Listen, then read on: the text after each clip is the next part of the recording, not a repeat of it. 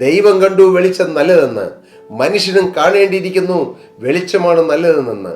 എന്നാൽ ഇന്ന് വെളിച്ചമാവുന്ന ക്രിസ്തുവിനെ ഈ അന്ധകാരമുള്ള ലോകത്തിലേക്ക് പരിചയപ്പെടുത്തുന്ന അനേകരെ ഇന്ന് അന്ധകാര ശക്തികൾ കീഴ്പ്പെടുത്താൻ നോക്കുന്നു. എന്തുകൊണ്ടാണ് സുവിശേഷകർക്കെതിരായി പീഡകൾ വർദ്ധിച്ചു വരുന്നത്? എന്തുകൊണ്ടാണ് സുവിശേഷത്തെ തടയുന്നത്? എന്തുകൊണ്ടാണ് പള്ളികൾ തല്ലിപ്പൊളിക്കുന്നത്?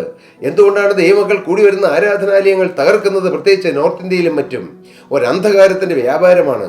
ദുഷ്ടനായ പിശാചിലെ മനുഷ്യരിലും ചില നേതാക്കന്മാരിലും ആവസിച്ചിട്ട് വെളിച്ചത്തിൻ്റെ പ്രവർത്തനത്തെ നശിപ്പിക്കാൻ തുടങ്ങുകയാണ്. പക്ഷേ വെളിച്ചം തീരുമോ? എത്രത്തോളം അന്ധകാരം വ്യാപരിച്ചാലും വെളിച്ചമാണ്. നിങ്ങൾക്കൊന്ന് പ്രാർത്ഥിക്കാമോ? കർത്താവേ, എൻ്റെ കൂരിട്ട് നിറഞ്ഞ എൻ്റെ ഹൃദയത്തിൽ വെളിച്ചമുണ്ടാകാൻ അവിടെ നിന്ന് കൽപ്പിക്കണമേ. കർത്താവേ, ഞാൻ വെളിച്ചത്തെ സ്നേഹിക്കുന്നു, ഞാൻ വെളിച്ചമാവുന്ന ക്രിസ്തുവിനെ സ്നേഹിക്കുന്നു. വെളിച്ചം നല്ലതെന്ന് ദൈവം കണ്ടു, നാമും വെളിച്ചം നല്ലതെന്ന് കാണണം. പ്രകാശത്തെ നമുക്ക് ക്ഷണിക്കാം. നിങ്ങൾക്ക് ഈ ഭൂമിയിലും സൗഭാഗ്യമുള്ളൊരു ജീവിതം കിട്ടും പ്രിയരെ. അങ്ങ് മരിച്ച് കടന്നു ചെല്ലുമ്പോൾ കിട്ടുന്ന സ്വർഗം അത് നമുക്ക് വേണം. പക്ഷേ ആ സ്വർഗത്തിൻ്റെ ഒരു ടേസ്റ്റ് നമ്മൾ ഈ ഭൂമിയിൽ അനുഭവിക്കണം.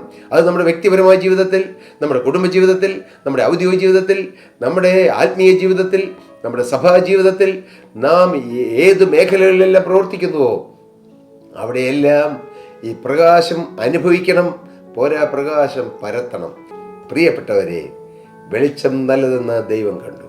നമുക്കും പറയാം, കർത്താവേ, വെളിച്ചമാണ് നല്ലത്. വെളിച്ചത്തിലൂടെ എന്നെ നയിക്കണം. എനിക്ക് മദ്യപാനം വേണ്ട, വെറുക്കൂത്ത് വേണ്ട, അഴുക്ക് ജീവിതം വേണ്ട, മോഷണം വേണ്ട, പിശാചിന് അവകാശം ഉള്ളതൊന്നും എനിക്ക് വേണ്ട.